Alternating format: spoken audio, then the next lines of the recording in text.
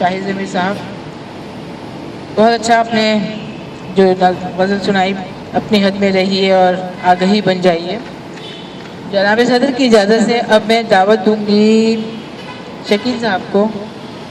شکیل وحید صاحب کو، کہ وہ کچھ غزل کے بارے میں کہنا چاہ رہے ہیں۔ وہ آگے ہم سب کو اپنے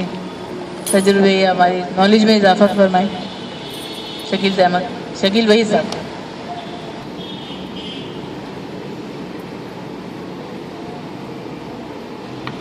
شکریہ جناب صدر کی اجازت سے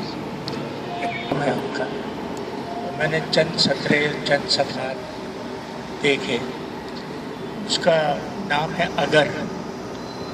تو ان کے متعلق جناب سرور جاوید صاحب نے کہا ہے کہ یہ دیکھنے سے شاعر معلوم دیتے ہیں، یعنی آپ کو کسی کو بتانا نہیں پڑتا ہے کہ یہ کیا ہے، یہ شاعر ہیں اور بڑے مستند اور بہت ہی اچھے کلام کے ساتھ اپنے کو منوا چکے ہیں لوگوں سے۔ ان کی کئی سو غزلیں ہیں اور کئی سو افسانے ہیں، اور انہوں نے یہاں یہ تک لکھا ہے کہ یہ عروض وغیرہ پہ اتنا خیال نہیں کرتے کہ ایک اچھے آئیڈیا کو اس کی وجہ سے چھوڑ دیں کہ یہاں پر اس کی کمی ہے، اور اس میں بھی بڑی غنائیت میں ہے، اور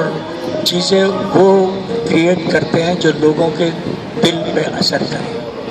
اور میں نے اس کے چند غزلیں پڑھی ہیں تو مجھے